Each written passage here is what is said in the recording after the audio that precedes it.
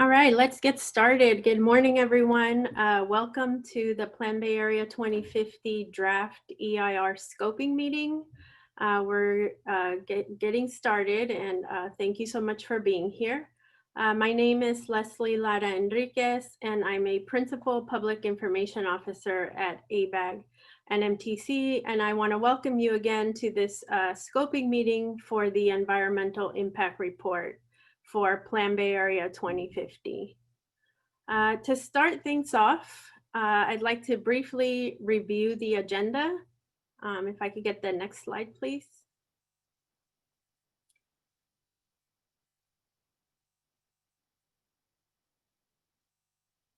There we go.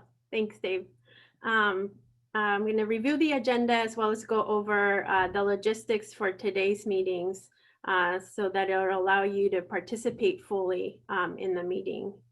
We'll then move to our presentation where my colleagues Adam Nolting and Chirag Rabari, it may be only Chirag, Adam is feeling a little under the weather.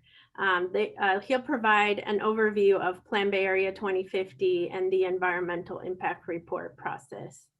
After the presentation, we will first answer any clarifying questions. Then we will take your verbal comments on the potential scope and content of the Environmental Impact Report that will be developed for Plan Bay Area 2050. I really want to emphasize that the focus of this scoping meeting is to inform the scope and content of the Environmental Impact Report. We are here to listen to your input, which will help us to inform the scope of the draft EIR. Please refer to the notice of preparation, which we'll be sharing in the chat for more information on the purpose of today's meeting. Specifically, we're interested in hearing your views on two questions.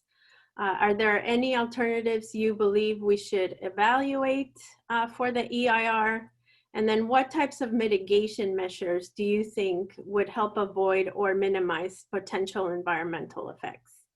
If you have questions or comments that do not relate to the scope of the EIR, please submit them via email to info@Plan Bay Area. If we could go to the next slide, please. Thank you. And last, we will close with information on other ways that you can submit comments to help inform the scope and content of the draft EIR. Next slide. Oh, sorry. Yeah. I apologize. Got my slides confused. Before we move to the presentation, I'm going to review the logistics for today's meeting.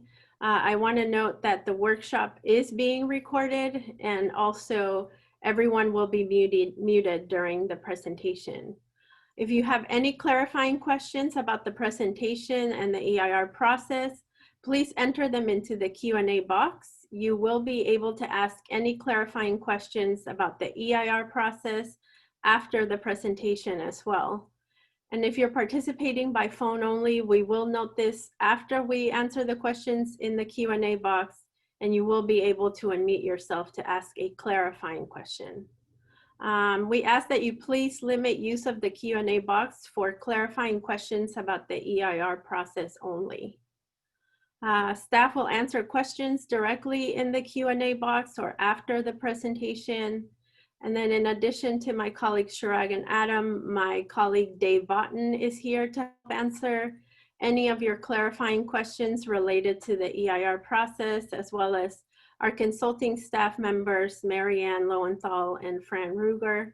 And also my colleague Ursula Vogler is going to help coordinate the questions coming in through the Q&A box. After the presentation, we will dedicate the majority of the time to hearing your comments. If you want to make a comment live during the comment portion of the meeting today, please use the raise hand button located either at the bottom of your Zoom window or in the participants panel next to your name, and you'll be placed in the queue to make your comment live. If you are dialing in by phone only, you can press *9 to raise your hand and be put in the comment queue. And to ensure that we capture all of your comments correctly, we do have a court reporter with us today who will be transcribing your comments as you make them. Our court reporter is Amber. She is on the line, and once I call on your, once I call on you to make your comment, please unmute yourself by either pressing the microphone button, or if you're calling in only, you can press *6 to unmute yourself. So that our court reporter, Amber, can record your comment correctly, we ask that you please begin by stating your name and the county you are from. If you are representing an agency or an organization, we ask that you please also state your organization's name. And when making your comment, please be sure to speak clearly and into your computer's or telephone's microphone so that Amber can hear and record everything that you say. If Amber cannot hear or understand you, she may interrupt you and ask that you either slow down or speak up. And last, please note that profanity or culturally insensitive comments will not be tolerated at any time. If you're not ready to make a comment about the EIR scope today, you can submit written comments via email to eircomments@bayareametro.gov, or you can use our online comment form, which is available on the Plan Bay Area website at planbayarea.org. You navigate to the 2050 Plan tab, click on Environmental Impact Report, and then click on the EIR Scoping Meetings link on the left-hand side navigation menu. You can send in your comments via postal mail to MTC Public Information with attention EIR comments to our address at 375 Beale Street, Suite 800, San Francisco, California, 94105. Or you can also fax it in to 415-536-9800. All written comments must be received no later than Wednesday, October 28, 2020. And without further ado, I will hand it over to Chirag, who will lead the first part of the presentation. Chirag? Thank you, Leslie, and hello, everyone. My name is Chirag Rabari, Principal with the Regional Planning Program. So the purpose of today's scoping meeting is to receive and record public comment on the scope and content of the EIR analysis that will be conducted for Plan Bay Area 2050. Comments should focus on environmental issues related to the project. This is not a forum to discuss the merits of the project or the merits of any particular plan strategy or the regional housing needs allocation or RHNA process. There have been and will continue to be other forums to discuss those topics in greater detail. As Leslie mentioned previously, staff will be answering clarifying questions about the California Environmental Quality Act, or CEQA, as well as the EIR process. We have two primary objectives for the presentation that we will be giving here today. First is to provide an overview of Plan Bay Area 2050, and second is to review key elements of the CEQA and associated EIR process. In particular, we will discuss the kinds of feedback we are looking for from the scoping process as prescribed by CEQA, as well as the overall timeline for the Plan Bay Area 2050 EIR. Plan Bay Area 2050 is a long-range plan charting the course for the future of the 9-county San Francisco Bay Area. The plan will focus on 4 key issues: transportation, housing, the environment, and the economy, and will identify a path to make the Bay Area more equitable for all residents and more resilient in the face of unexpected challenges such as sea level rise. The purpose of the new regional plan will be to outline integrated strategies for growth and investment through the year 2050.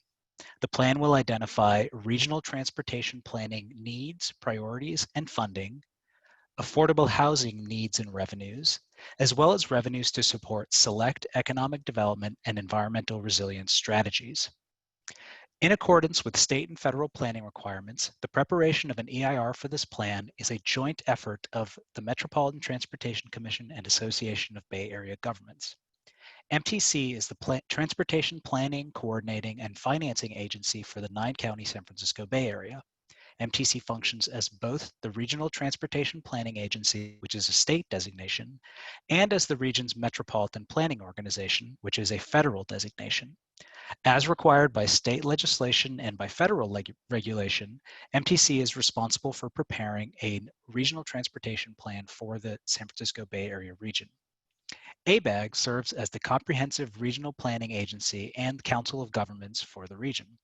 ABAG is a public entity created by local governments to meet their planning and research needs related to land use and is responsible under state law to conduct the regional housing needs allocation process.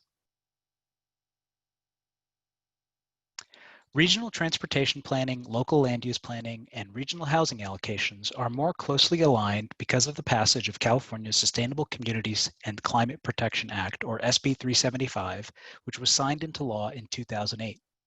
MTC and ABAG are jointly required by SB 375 to develop a Sustainable Community Strategy, or SCS, that accompanies the RTP. Plan Bay Area 2050 will serve as the 2021 RTP SCS for the region. The plan should support the reduction of per capita passenger vehicle generated greenhouse gas emissions by identifying policies and strategies that integrate land use and transportation planning.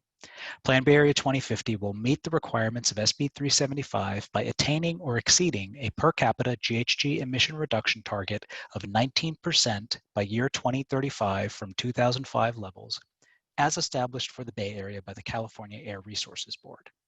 In September 2020, MTC and ABAG adopted the revised strategies and growth geographies that will serve as the final blueprint for Plan Bay Area 2050, and also adopted a regional growth forecast for the region. While Plan Bay Area 2050 seeks to meet or exceed federal and state planning requirements, it is also designed to offer a more aspirational vision of what the San Francisco Bay Area could become. MTC and ABAG conducted a months-long outreach and engagement effort to determine the most pressing issues that should be considered as the agency's plan for life in 2050. In September 2019, ABAG and MTC adopted resolutions affirming the following vision for the plan: to ensure that the Bay Area is affordable, connected, diverse, healthy, and vibrant for all by the year 2050. The Plan Bay Area 2050 Regional Growth Forecast identifies how much the Bay Area might grow between 2015 and 2050, including population, jobs, households, and associated housing units. The forecast also includes important components of that growth, including employment by sector, population by age, and race-ethnic characteristics, as well as households by income level. As shown on the slide, Plan Bay Area 2050 forecasts the Bay Area will add over 2.7 million people, 1.4 million new jobs, 1.4 million new households, and 1.5 million new housing units between 2015 and 2050. In September 2020, ABAG approved and adopted this regional growth forecast. It is also important to note this forecast was revised earlier this year to integrate the significant adverse impacts of the coronavirus pandemic and 2020 recession on the first decade of the planning period.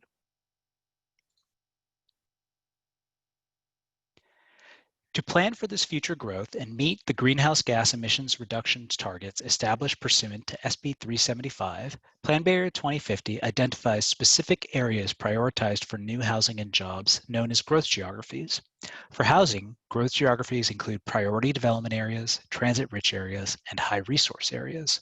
For jobs, growth geographies include priority production areas, priority development areas, and transit-rich areas. These growth geographies build on local and regional planning efforts and include 216 locally nominated PDAs and 36 locally nominated PPAs within the 9-county Bay Area. The plan also includes 184 locally nominated priority conservation areas. Although not a designated growth geography, PCAs are areas of regional significance that have broad community support for conservation and need environmental protection. They provide important agricultural, natural resource, scenic, cultural, recreational, and/or ecological values, as well as ecosystem functions. Plan Bay Area 2050 also includes a financially constrained transportation investment plan pursuant to RTP SCS requirements as defined by state and federal planning regulations. It includes transportation projects and programs that would be funded through existing and future revenues that are projected to be reasonably available to the region over the horizon of the plan to support the adopted growth pattern.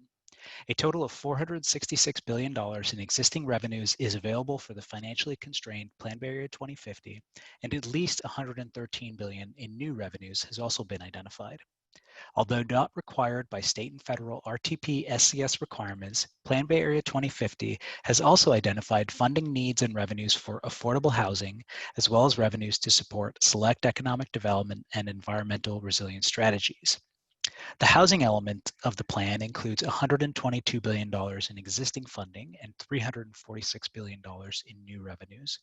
The economy element of the plan includes $234 billion in new revenues, and the environment element of the plan includes $15 billion in existing funding and $87 billion in new revenues. To advance the Plan Bay Area 2050 vision and meet or exceed state and federal planning requirements, including state-mandated GHG emissions reductions targets, these existing and anticipated revenues will support 35 integrated strategies defined as policies or bundles of investments across the 4 core elements of the plan. These strategies are clustered under 11 key themes as shown on the slide. These 35 strategies cover a significant amount of ground. On the transportation element of the plan, they include everything from building a complete streets network to expanding and modernizing the regional rail network, among others. The housing element of the plan includes strategies to further strengthen renter protections beyond state and legislation, as well as building adequate affordable housing to ensure homes for all, among others. The economy element of the plan includes strategies such as implementing a statewide universal basic income, as well as investing in high-speed internet in underserved low-income communities, among others. And the environment element of the plan includes strategies such as adapting to sea level rise, as well as modernizing and expanding parks, trails, and recreation facilities, among others. Plan Bay Area 2050 is required by state mandates to accommodate future growth in a more sustainable manner by reducing per capita GHG emissions and providing adequate housing for the region's projected population growth at all income levels. To determine whether the plan is on track to achieve its vision, MTC and ABAG develops 2 questions for each of the plan's guiding principles. These questions are accompanied by draft metrics that are intended to aid in the analysis of the plan's performance. In addition to the required per capita GHG emissions reductions, metrics look at areas such as housing and transportation costs, households and jobs within a half mile of frequent transit neighborhoods, neighborhoods experiencing gentrification and displacement, and growth in the number of jobs, among others. In accordance with the California Environmental Quality Act, referred to as CEQA, and CEQA guidelines, MTC and ABAG will lead the preparation of an Environmental Impact Report, or EIR, for Plan Bay Area 2050. In general, the purpose of the EIR is to analyze and disclose the potential range of environmental effects of implementing the plan, inform decision makers, agencies, and the public of the range of possible environmental impacts of implementing the plan, recommend measures to mitigate significant adverse impacts, as well as analyze reasonable alternatives to the plan. The EIR will assess and disclose the potential environmental effects of implementing the strategies encompassing the final blueprint for Plan Bay Area 2050 adopted by MTC and ABAG in September, and as described earlier in the presentation. Specifically, the EIR will assess the potential direct and indirect environmental impacts of implementing the regional pattern of household and employment growth and implementing the transportation and resilience investments. The EIR will present a programmatic assessment of Plan Bay Area 2050, focusing on the set of strategies or projects encompassing the final blueprint. Individual strategy or project impacts will not be addressed in detail. Rather, the focus of the EIR will be on Plan Bay Area 2050's entire program of strategies and projects. While the analysis in the EIR will not assess project-specific impacts of individual strategies or projects, the EIR will provide environmental analysis and mitigation that is intended to address the range of impacts and mitigation that may be associated with individual projects. This EIR will not relieve local jurisdictions of responsibility for determining whether project-specific impacts require additional CEQA analysis. The CEQA Environmental Checklist Form, commonly referred to as Appendix G, identifies a list of environmental factors that could be potentially affected by implementing the strategies encompassing the final blueprint for Plan Bay Area 2050. For each environmental factor, there are a series of significance criterion or thresholds to determine whether the Plan Bay Area 2050's implementation would lead to a significant effect on the environment. These environmental factors represent chapters or sections of the EIR. An NOP, or Notice of Preparation, informs the public of the lead agency's intent to prepare an EIR and seeks comments about its scope and content. The NOP for Plan Bay Area 2050 was released September 28th, kicking off a 30-day public comment period. MTC and ABAG are particularly interested in hearing from interested parties on the following questions. Are there any alternatives to the strategies in the Plan Bay Area 2050 final blueprint that MTC should evaluate? As well as what mitigation measures would help avoid or minimize potential environmental effects? The purpose of the scoping meeting is to provide an opportunity for interested parties to make suggestions regarding the scope and content of the EIR analysis. The scoping meeting provides an opportunity to receive public and agency input on environmental issues, feasible alternatives, and potential mitigation measures that may warrant in-depth analysis in the environmental review process. Comments received during public scoping are considered in preparing the draft EIR analyses. In general, the scoping meeting focuses on environmental issues related to implementing the strategies encompassing the final blueprint for Plan Bay Area 2050. CEQA requires the EIR to identify and study a range of reasonable alternatives to the final blueprint for Plan Bay Area 2050. The primary goal of an alternative is to mitigate or avoid significant impacts of implementing the final blueprint for Plan Bay Area 2050. The alternatives to the final blueprint will accommodate the same levels of forecasted regional household and employment growth, but will consider different subsets of strategies that could alter the regional growth pattern and alter the types of transportation investments and resilience investments. One alternative is required by CEQA and is commonly referred to as the no project alternative. The purpose of the no project alternative is to allow a comparison of the potential environmental impacts of implementing the final blueprint of Plan Bay Area 2050 with the effects of not approving it. This alternative represents a regional growth pattern and transportation system if the strategies encompassing the final blueprint for Plan Bay Area 2050 are not implemented. MTC and ABAG staff will develop EIR alternatives during the remainder of 2020. MTC and ABAG staff will prepare an initial set of alternatives and will consider alternatives identified during the scoping process. Once a range of alternatives are identified, MTC and ABAG will then conduct a screening process to arrive at a reasonable range of alternatives for evaluation in the EIR. There are generally three factors for consideration of an alternative from a CEQA perspective. Will the alternative potentially avoid or lessen significant impacts of the project? Can the alternative attain most of the project objectives? And is the alternative reasonably feasible? Alternatives anticipate to address these three factors will be considered for further analysis in the EIR. There are a number of key milestones occurring over the next 11 months. This fall, MTC and ABAG are soliciting comments about the scope and content of the EIR. Into the winter, MTC and ABAG will identify and screen alternatives to the final blueprint for Plan Bay Area 2050. And in spring 2021, MTC and ABAG anticipate releasing a draft of EIR for public review in order to receive comments on the adequacy of the EIR. Finally, in summer 2021, MTC and ABAG will prepare a final EIR that will consist of changes to the draft EIR and written responses to comments submitted during the draft EIR comment period. I will now turn it back over to Leslie, who is going to help coordinate the comment period. Thank you, Chirag. We're going to start by addressing any clarifying questions that have not yet been answered in the Q&A box and allow those who called in via phone, which it doesn't look like we have anybody that called in just by phone. Also the opportunity to ask any clarifying questions. So first, Ursula will go through the questions in the Q&A box. And once we have answered all of the Q&A questions, we will turn to those of you on the phone for clarifying questions.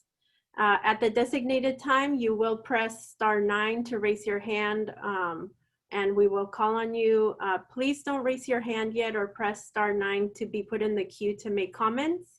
We're going to take the first 5 to 10 minutes to answer any outstanding clarifying questions first, and then I'll hand it over. Now I'm going to hand it over to my colleague Ursula to help coordinate the questions. Ursula? Thank you so much, Leslie. So yes, if you have any clarifying questions now for the team, if you could please type them in the Q&A box now. And we currently have 2 questions, so I will start with the first question. This is from Meg. Could you please discuss how you plan to address SB 743 in the EIR? And has MTC adopted a threshold of significance for vehicle miles traveled? I'm going to look to Adam or Dave. Hi, Ursula. Thank you. When it comes to 743, we appreciate the comment. It is something new that we'll be addressing in past EIRs as well as this EIR. We have looked at VMT as a significance criteria. We generally look at it as a per capita measure. And so we are still working on thresholds of significance, and I think from the scoping comments we receive, we'll probably be considering various things as well. But I would just note that we generally look at 743 as a per capita measure in the valuation of the EIR in the project. Thank you very much, Adam. Okay, next question. Are the project objectives that will be used in alternative screening published yet? Dave or Adam? I believe the objectives are identified in the NOP. I think there was also a link in the chat for all attendees to look at the NOP. So I believe those are identified in the NOP if you'd like to look at those in more detail. Okay. Great. Thank you. That's all I see in the Q&A box. I do see a raised hand.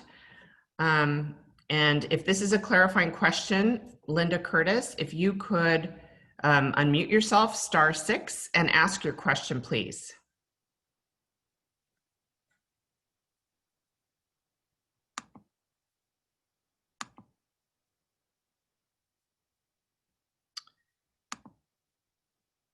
Anything specific that actually will increase the scope of our ability to drive from south to north in Mountain View, such as embedding the tracks of Caltrain so that it doesn't hold up traffic so badly that they close the road and give up, because that's what we're facing, and that will intensify the gridlock. Linda, if you could repeat your first half of your question, I believe you were muted. So if you could just repeat your question. I'll do my best. I just wanted to say I live in Mountain View, and in the north side of Mountain View, we have Google and many other large corporations, and we hope that many of them will continue working from home as they have been.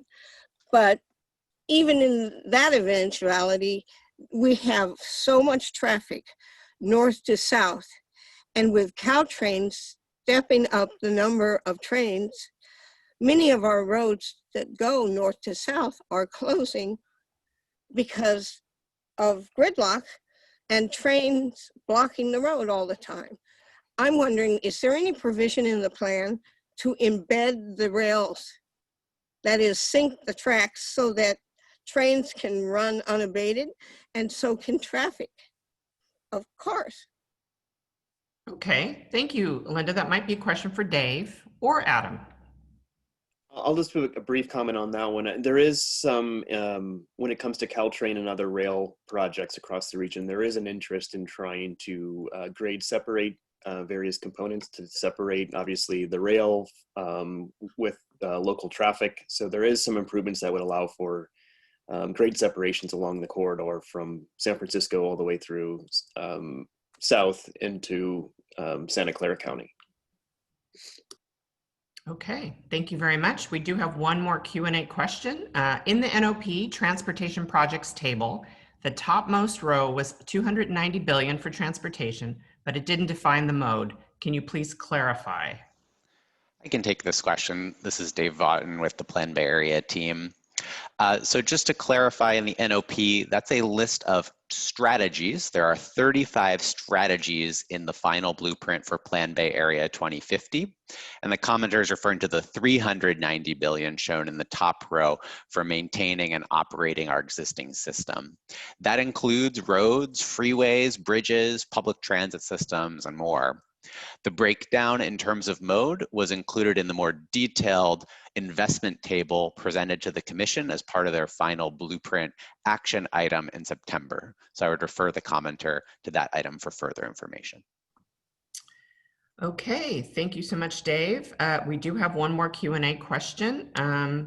Will the methodology and common sense description explaining how the per capita V&T metric meets SB 743 be fully documented in the draft EIR? This might be a question for Adam. Sure. The EIR, the draft EIR, does include a methodology discussion on kind of a general methodology as well as a methodology regarding each of the different sections and criteria. And so there will be a discussion about how the VMT metric is documented and how it's calculated and documented in the. Okay, thank you very much. I don't see any more clarifying questions, so I will pass it back to Leslie. Thank you. Great, thank you, Ursula. We're now going to take your comments live. So at this time, if you are ready to make a comment specifically on the scope and content of the environmental impact report for Plan Bay Area 2050, please press the raise hand button or press *9 on your phone to be put into the queue, and I will call on you to make your comment. As a reminder, we are particularly interested in hearing your input on 2 questions. Are there any alternatives you believe we should evaluate during the draft environmental impact report process? And then what types of mitigation measures do you think would help avoid or minimize potential environmental effects from the plan? So again, to put yourself in the queue to make a comment, press the raise hand button or *9 on your phone's keypad. And once I call on you, please unmute yourself by pressing the microphone button in the Zoom platform or *6 on your phone. Again, just a reminder, when making your comment, please state your name and your organization if applicable. For the record, to be sure, and please be sure to speak clearly into your computer's microphone so that Amber can capture your comment accurately. So with that, we can begin. If you could please at this time raise your hand to be put in the queue to make a comment related to the EIR process. And I just want to double check with Amber to ensure that you are ready to get started with taking comments.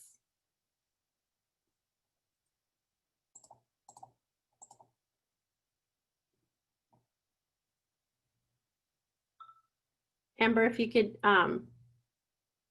unmute yourself, maybe turn on your video. Thank you. I'm here. I'm ready. Okay, great. Thank you so much. You're welcome. It looks like we have Cindy Winter here.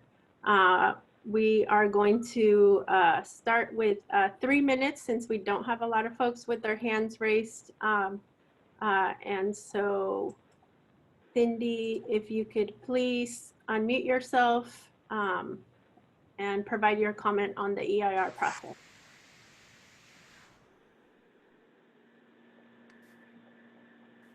Can you hear me now?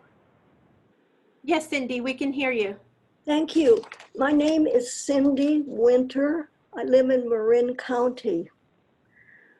I'm sure that transit is intended to take many cars off the streets, but after COVID, will transit ever regain its former ridership?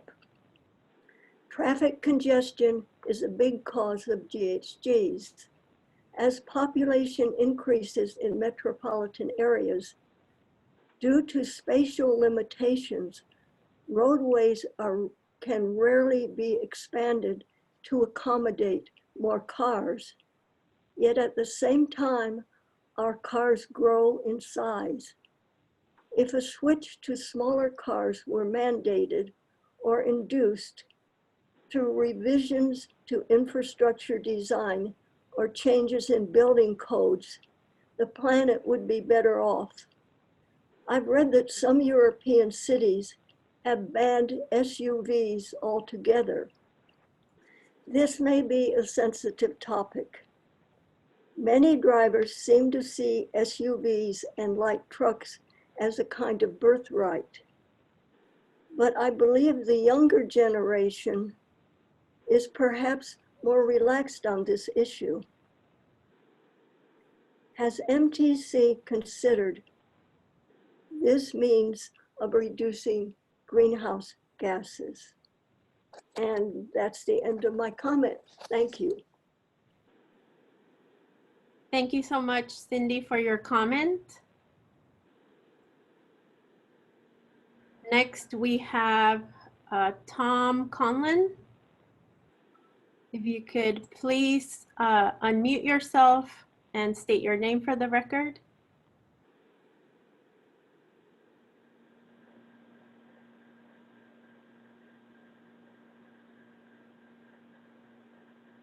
Tom, are you there? Thank you. Forgive me, my connection seems to be slow and it took a bit of time to unmute myself. No problem. I had a question or a comment about alternatives for evaluation. I understand that the Bay Area's history of transit ridership has historically been very low and in fact has actually been going down over the last 20, 25 years. And I'm wondering if the plan will do a reasonably fair job of evaluating a transformative alternative where increasing transit ridership to a much more significant fraction, especially for those corridors which are heavily congested now, will be properly evaluated in the plan. And so I'd like to see an alternative that is a much more real world transformative evaluation of increasing transit ridership. And that may in fact have to address the issue that one of the speakers raised earlier about safe transit ridership in an era post-COVID and with other potential virus concerns. So I'd like to see that seriously studied in this PBA 2050 process. Thank you for your consideration of my comments. Thank you so much, Tom, for your comment. Next, we have Susan Landry. If you could please unmute yourself. Hi, am I unmuted? Yes, you are. We can hear you. Okay, thank you. I'm asking a question regarding the bus routes that are identified as corridors for potential high-density housing, but especially in Santa Clara County VTA, bus routes are being removed and eliminated. There is no permanent requirement in the Plan 2050 that prevents these bus routes from being removed. So how is Plan 2050 going to address this, which to me is, I see as a temporary situation for these bus routes?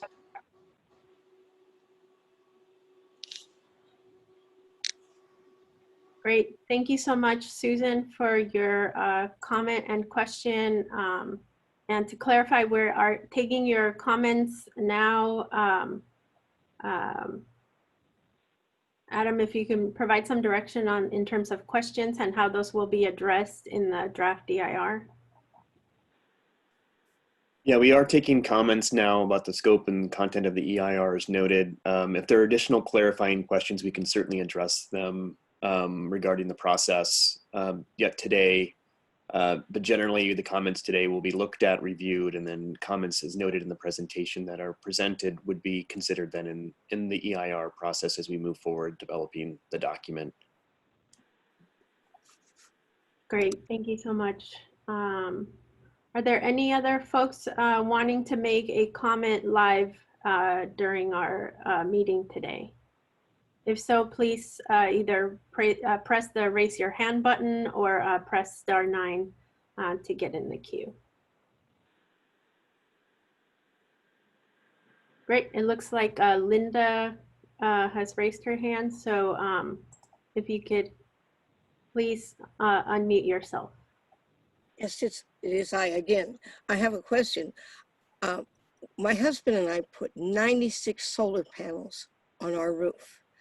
And in my neighborhood, a lot of high-rise construction is proceeding. Is there anything to protect solar panels from shade of new construction being built in proximity to their structure?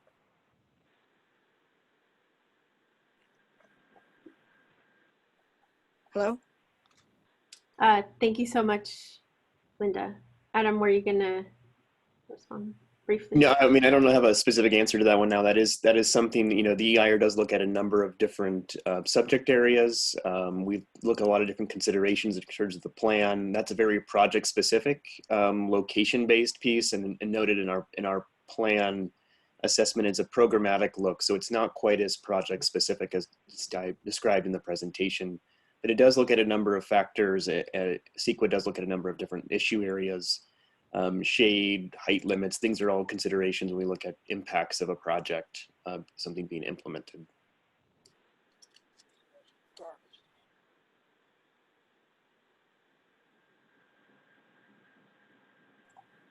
Thanks, Adam. Anybody else? Here we go. Gary.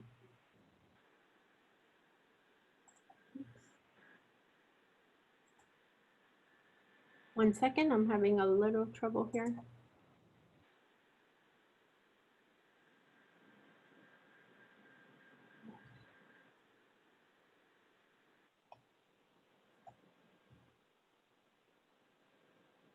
Gary, I had to promote you to be a panelist because it looks like you're using an older version of Zoom. So if you can now try to unmute yourself.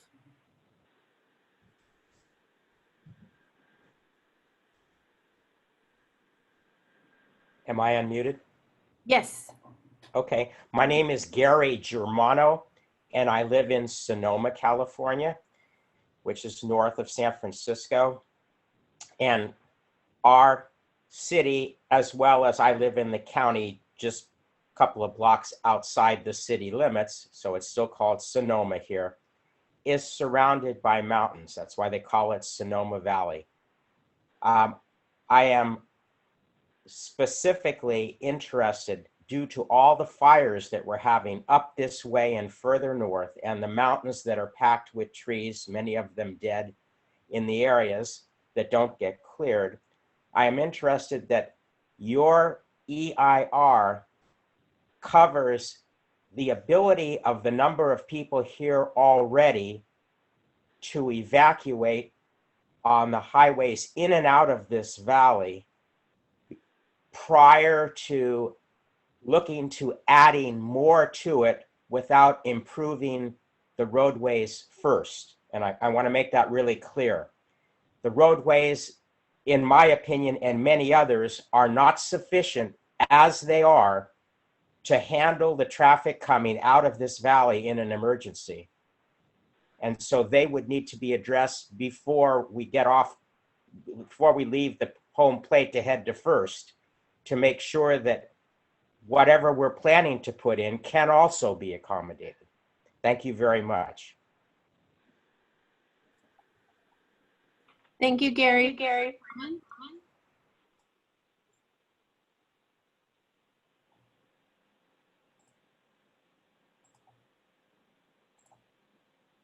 Are there any more folks wanting to make a comment this morning, almost afternoon?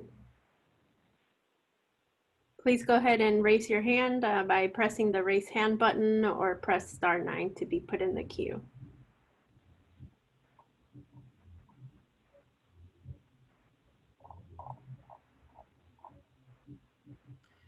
Leslie, we do have some questions in the Q&A box. Once the comment period, you've deemed it over, can we answer some of these questions live? I can read them out and you or staff can answer the questions. So let me know when that time is. I think we can take them now, Ursula, since we did schedule the meeting through 1 o'clock. And I don't see any more folks raising their hands to make a comment. So you can go ahead and do it now.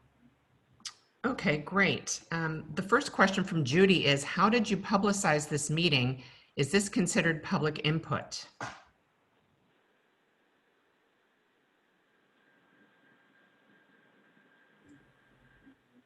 I can take most of this question. The meeting was publicized through the notice of preparation, as well as on the MTC website.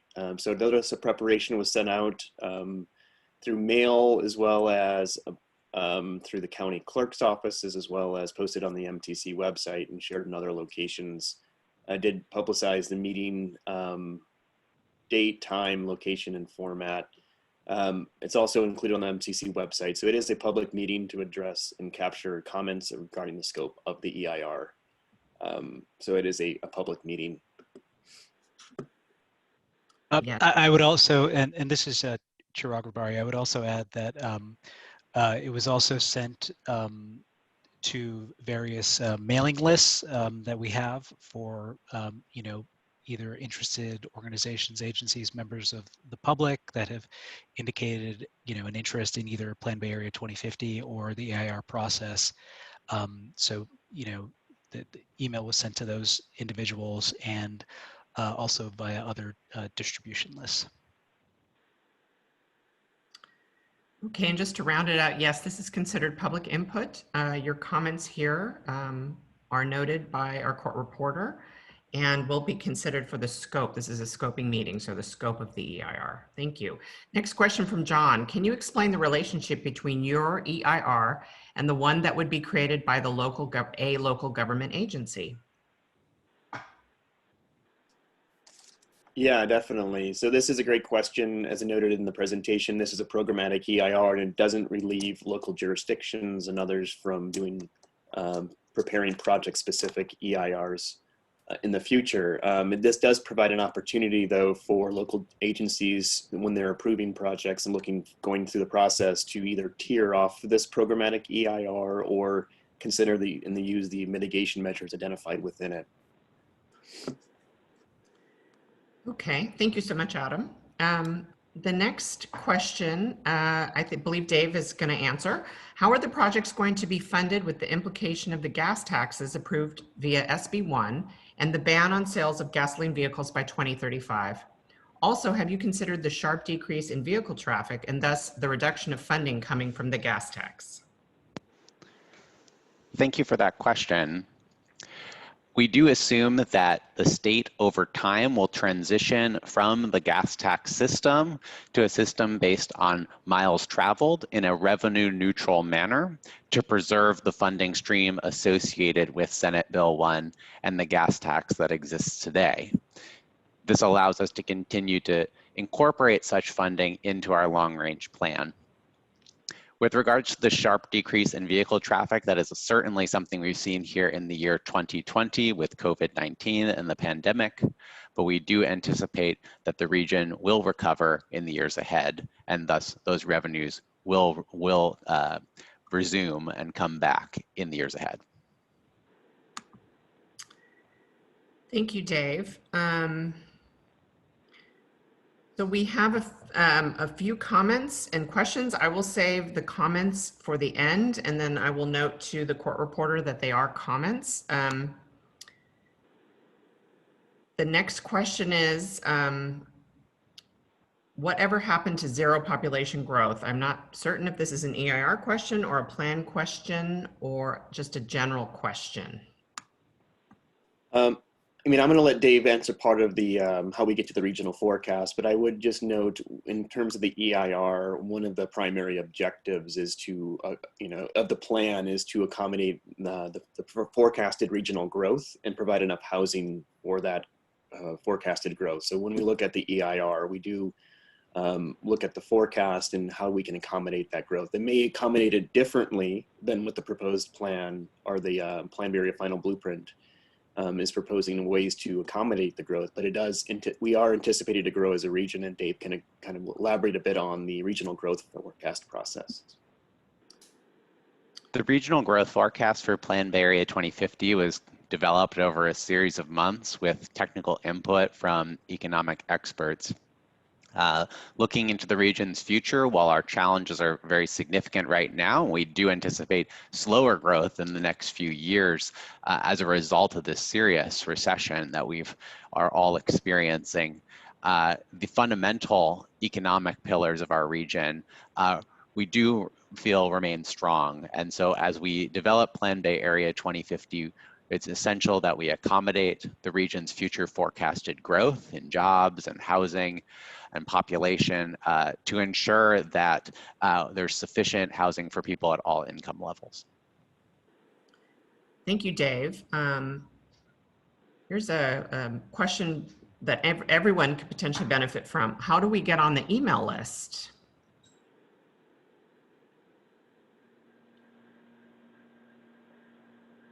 I believe it's on our planbayarea.org website, and we can sign up. We can sign up to have notifications for the EIR. I can share the link to the form in the chat box, Ursula. Wonderful. Thank you so much, Leslie. Another question that maybe everyone can benefit from. Well, not that all questions we can benefit from, but a clarifying question and informative question. Will this presentation be online for people to watch? The answer is yes. planbayarea.org, meeting and events, go to past events. I would say by tomorrow, this will be up and ready for your viewing. So thank you for that question. Ursula, I would also just quickly add that a pre-recorded webinar that went over much of the same content as we provided in the presentation today is also already available on the Plan Bay Area website under the Environmental Impact Report page for the scoping meeting, and we can provide a link to that page in the chat as well. And there are directions within that presentation about how to provide written comments through the means that Leslie had mentioned previously as well. Thank you, Chirag, for that reminder. Thank you. Yes, it's already available. The content has already been recorded, so please take a look. Next question, who is responsible for asking and assuring that the individual projects are abiding by the specifics of the MTC ABAG requirements? Is that purely local government responsibilities, or does MTC ABAG have any say? So thank you for that question. It's a complicated question. I believe you're referring in this case to specific transportation projects. Obviously, that's just a sliver of what Plan Bay Area 2050 is.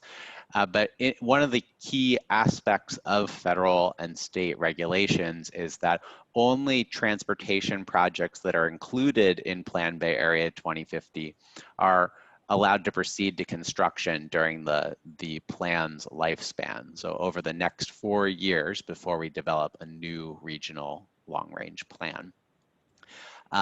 Many of the other strategies to augment these projects are things where through collaboration between the region, the state, and local governments, we'll be working together to move them forward over the coming years. Outside of the scope of the EIR, we're developing an implementation plan for Plan Bay Area 2050 that will delineate those roles and responsibilities. That effort will kick off starting next month. Thank you so much, Dave.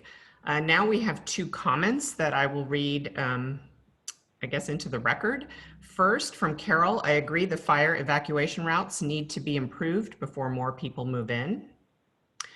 And a comment from Robert, MTC needs a more aggressive management plan for Bay Area transit that puts the needs of riders first. So seeing no more questions, I'll turn it back over to Leslie. Thank you so much. So again, we can take your comments related to the EIR process and the scope and content of the draft environmental impact report live now. If you are ready to make a comment, please raise your hand or press *9 to be put in the queue to make your comment live.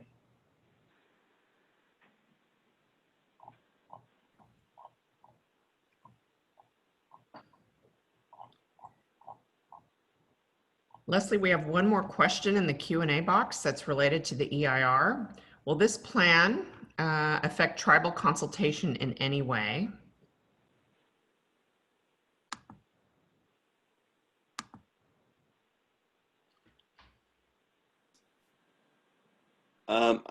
Just to give a note here, I mean, tribal consultation is part of this process.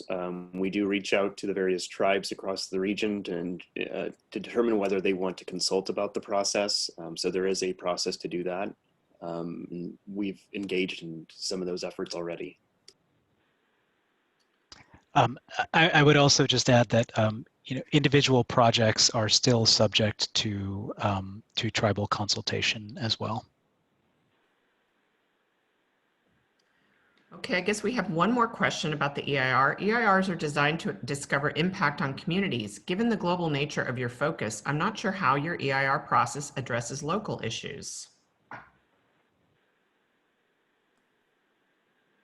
That's a valid point. And so we, as noted in the presentation, it is a programmatic EIR. It does look at the whole suite and program of strategies within the final blueprint. So it looks at all of the transportation projects and all of the changes to land use collectively. It does look at the impacts a little bit differently in some cases, where it distinguishes between transportation and land use impacts. But it is the collection or full suite of the projects and not just the local improvements in a specific geographic area. It does, as noted in the presentation, it does try to look at the potential mitigation measures that may be applicable for individual projects, but as noted, it doesn't look at individual projects. So the project sponsors, as they move forward, would be required to determine whether they feel like additional CEQA analysis is necessary for their specific project. Thank you very much, Adam. We have one more question. Dave, did you have something else? I'm just ready to answer the next question here. Wonderful, Dave. Thank you so much. The homeless population in the Bay Area is over 30,000. Can creating transitional housing for this population be addressed in the housing element? So in fact, the housing element of the final blueprint treats housing like a human right and ensures that there's housing for all of our region's currently unhoused populations.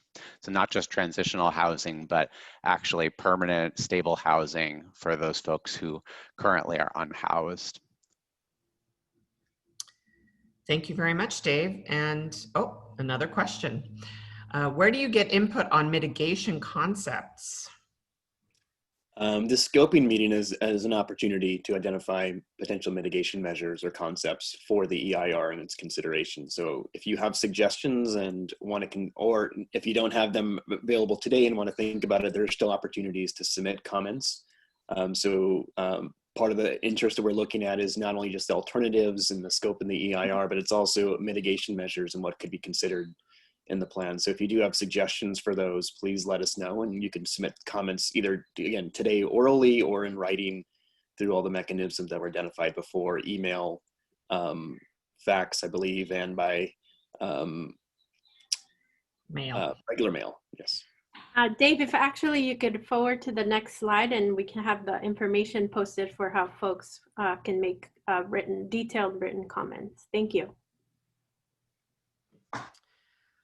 But we are still taking your oral comments now. So if you'd like to make a comment, please raise your hand.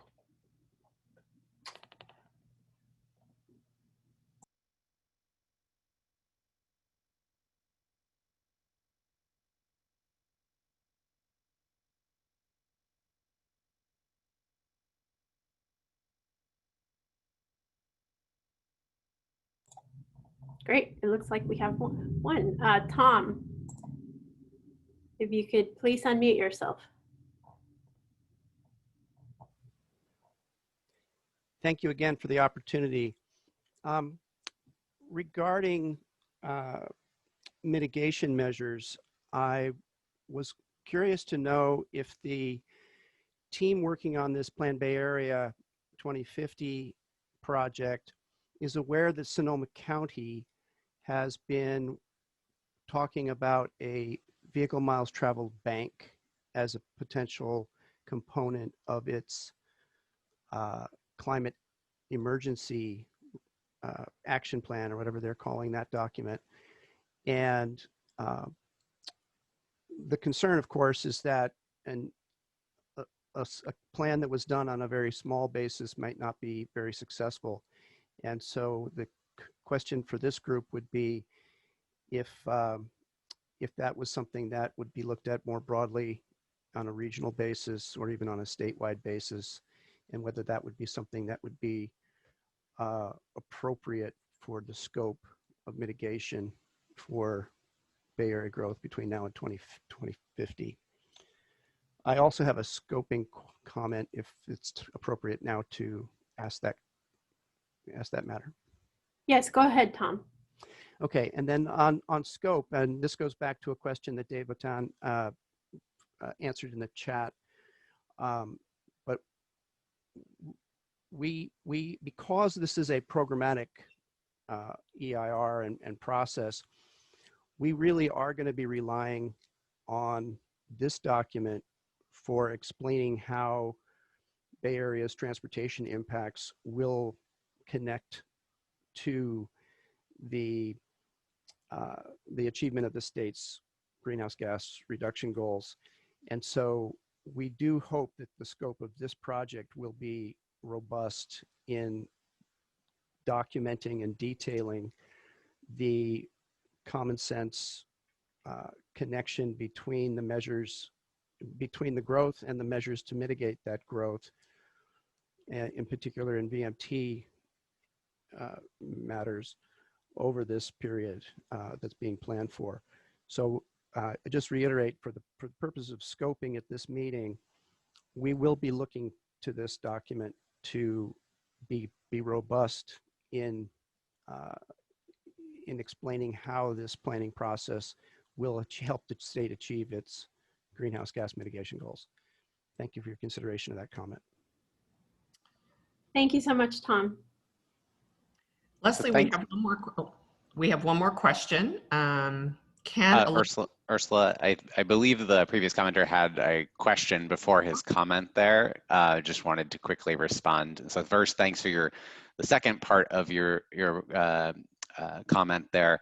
With regards to the question that you raised on VMT mitigation banks, I should say, we are well aware of the concept. It may be something that is really a implementation vehicle or an action that could be integrated into the implementation plan for Plan Bay Area 2050 to offset the VMT increases associated with the highway projects in the plan by funding those critical transit, bicycle, and pedestrian projects that are also featured in the transportation element of the plan. So thank you for that comment. We're aware of the concept and we're considering it for the implementation plan phase. Thank you very much, Dave. We have one more question in the Q&A box, Leslie. Can a local EIR proceed before you are done? Let me at least try to take this one. I think there's two ways to look at this one, in the sense that there's two different elements of this plan that we have focused on. One's transportation and one's land use. Obviously, we look at it together collectively as the final blueprint. So I think that the answer is a little bit nuanced depending on which element or which type of project you're referring to. A transportation project, given that MTC is a regional transportation planning agency, projects must be consistent. A transportation project that would generally go through the CEQA process generally has to be included in our regional transportation plan before it's able to proceed forward through the environmental review process. So in that sense, it really cannot advance before unless it's already included in the prior plan. So I hope that makes some sense, that it needs to be included in our regional transportation plan. A transportation project would need to be included in our transportation plan before it could move into the next phase and through the environmental process. Land use is a bit different, and so there could be land use projects that are moving forward at a local EIR level that could proceed before the regional transportation plans, Plan BR 2050 programmatic EIR assessment.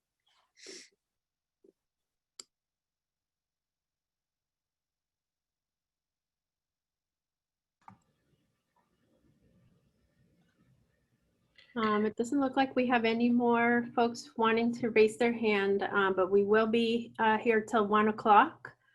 We wanted to share the additional ways to comment on the EIR scope. If you could email, you can email your comments to eircomments@bayareametro.gov. You can also use our online form, which we shared in the chat. The link is planbayarea.org/2050-plan/EIR-scoping-meetings. Pretty long link. You can also send them by mail to MTC Public Information with attention EIR comments to 375 Beale Street, Suite 800, San Francisco, California, 94105, or old-fashioned way 415 via fax 415-536-9800. And just a reminder that all written comments must be received no later than October 28th. Like I said, we will be here till 1 o'clock taking your comments on the scope and content of the draft DIR. If you want to make a comment, go ahead and raise your hand. Otherwise, you're welcome to leave. Thank you.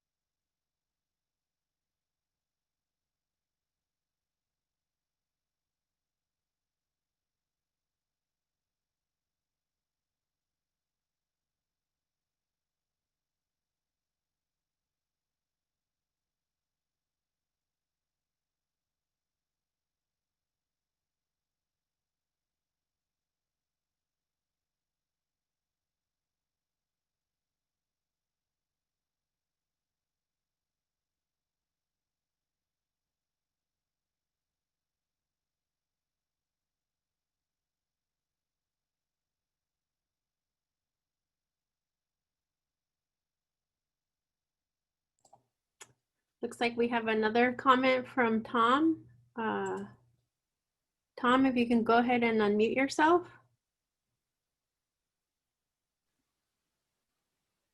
Thank you again for the opportunity. I've been wondering about to what degree this plan will investigate the impacts on communities, disadvantaged communities, communities that are or the whole equity and environmental justice frame that's now required in all planning in California. And so I'm anticipating you will be including something on that matter in this document, but I'm curious in particular as to the matter of scope, as to whether you'll be looking at jurisdictions that are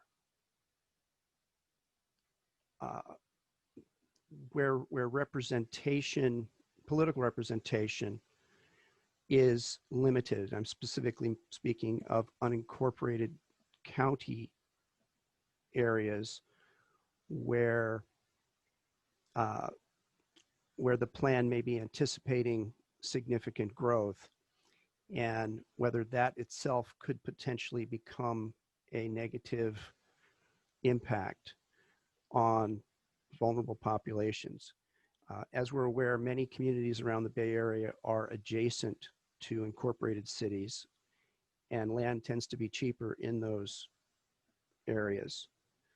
And so there is a tendency to try and cite more dense housing, affordable housing on those parcels. But I'm curious if the scope of this plan will explore the growth of that type of development throughout the Bay Area, and whether that might be potentially a negative impact on environmental justice and social equity. Thank you for consideration of my comment. Thank you, Tom. Thanks for your comment on the scope of the EIR. With regards to social equity, I would just wanted to note that Plan Bay Area 2050 also has an equity analysis underway in compliance with federal Title VI and environmental justice requirements, but also transcending those and exploring a broader suite of equity impacts for disadvantaged populations and communities across the region. That work is being completed in parallel with the development of the draft and final plan, and will be put out for public comment at the same juncture as the draft EIR and final EIR. I would lastly note that the final blueprint, should it be approved as the preferred alternative to go into the EIR process we're discussing today, includes strategies to focus nearly all future growth within existing urban growth boundaries. Thank you. And I would also add that the EIR will address consistency with adopted environmental justice elements of city or county general plans, if any, but that many cities and counties have not yet adopted those elements.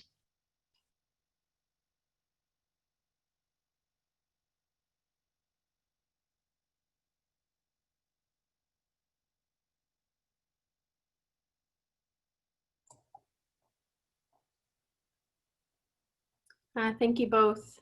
So again, if you would like to make an oral comment live during our meeting here, please raise your hand and we will call on you. Thanks.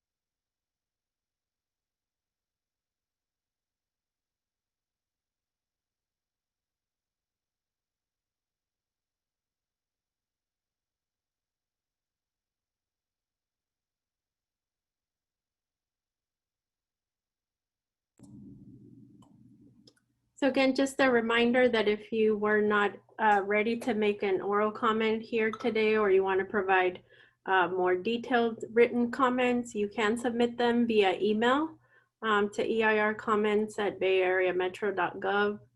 You can use our online form on the planbayarea.org website. You can mail them in, or you can also fax them in. We will be here until 1 o'clock. If you think of anything and you'd like to raise your hand to make an oral comment, please go ahead and do so. Otherwise, you're welcome to disconnect. I also do want to mention, if you do have questions or comments not related to the EIR, you are also always welcome to email us at info@planbayarea.org.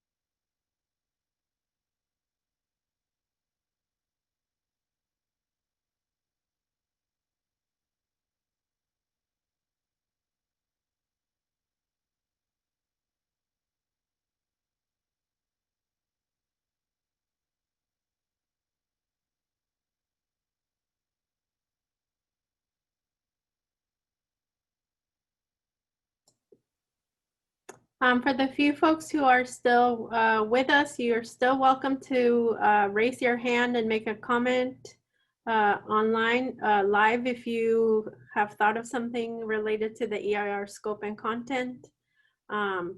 Otherwise, the information is on the screen to provide additional comments via written form, either email or online form, mail or fax.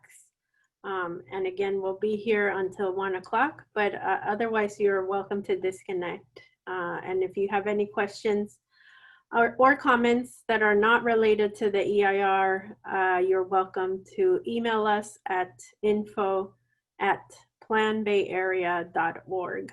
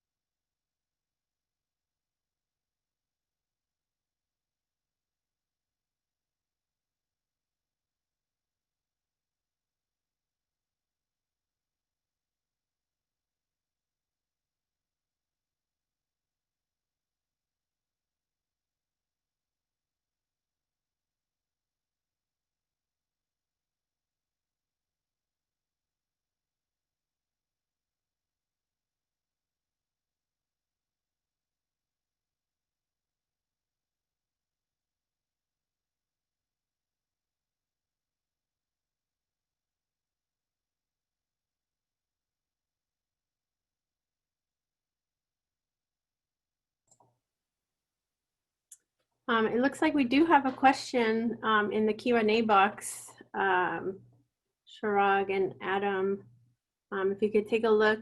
The question is from John. He asked, can you explain hydrology? What does that entail? And will you study whether sufficient water access will be available for projects?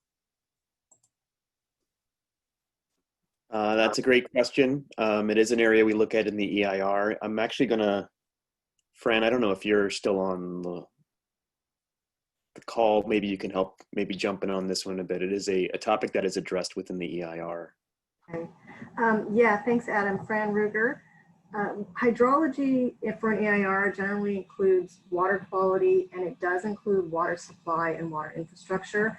At a programmatic level, obviously we're looking at it very generally, and projects that come in the future before their local lead agencies will also address water supply and water quality. So that includes, hydrology also includes drainage.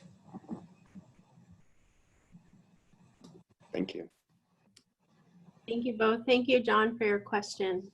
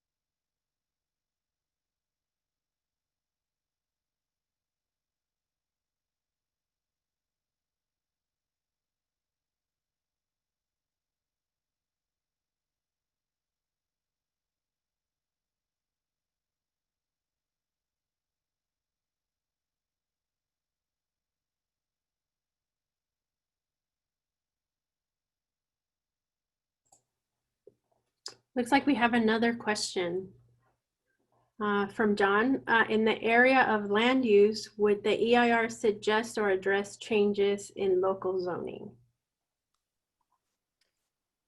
Let me try to answer that one. So what the EIR will address is changes to local development plans that may be part of the Plan Bay Area 2050's final blueprint.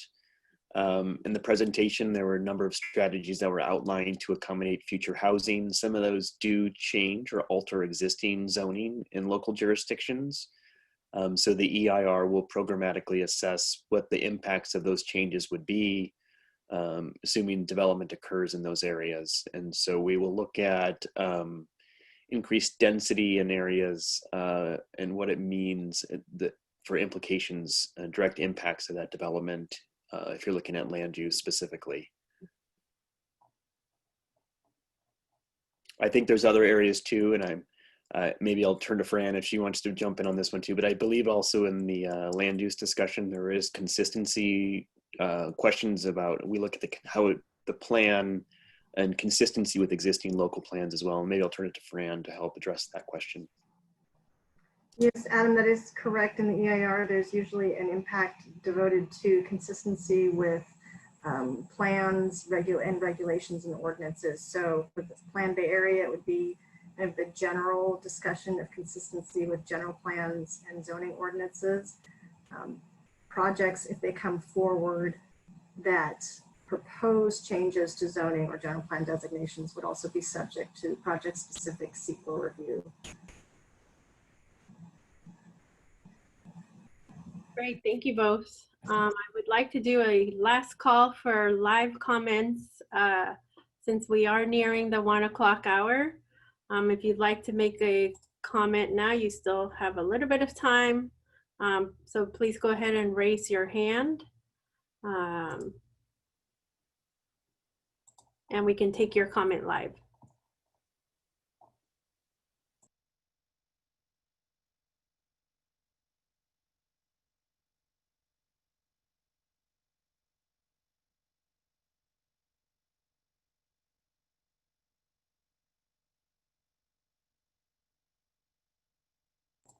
Oh, there was a follow-up question from John. How are those projects brought forward and by whom?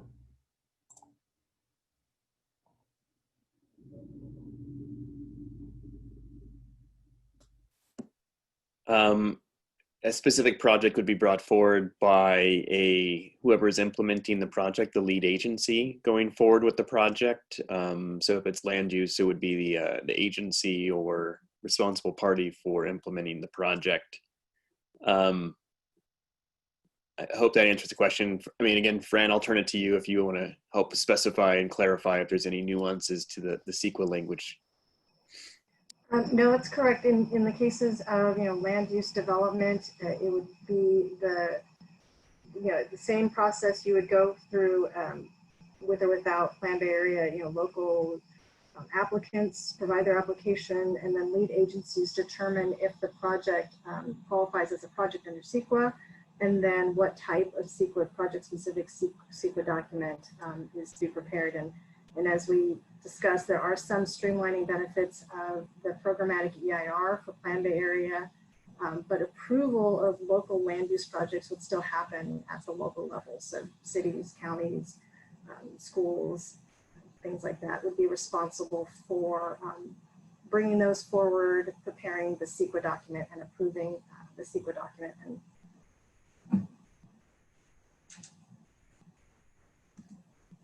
Great, thank you.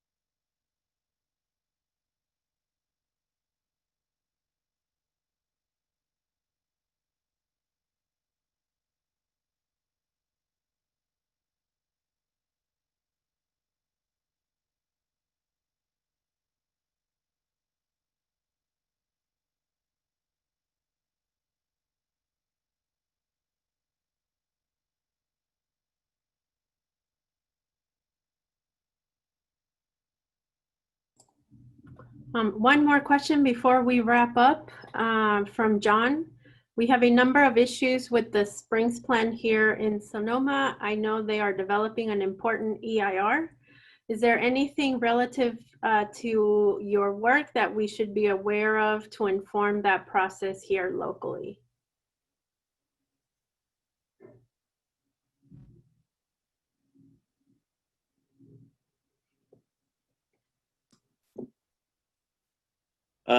You know, I don't have a great answer for that one. I think the processes are a bit different, but very similar, as in that they're preparing a local project EIR. So the specifics of that EIR will be very project specific, whereas ours is a programmatic EIR and won't go into the details of a specific location or geographic area. So I think, while the intent of the analyses are very similar in terms of the scope and what's covered in their analyses, the level of detail is going to be a bit different.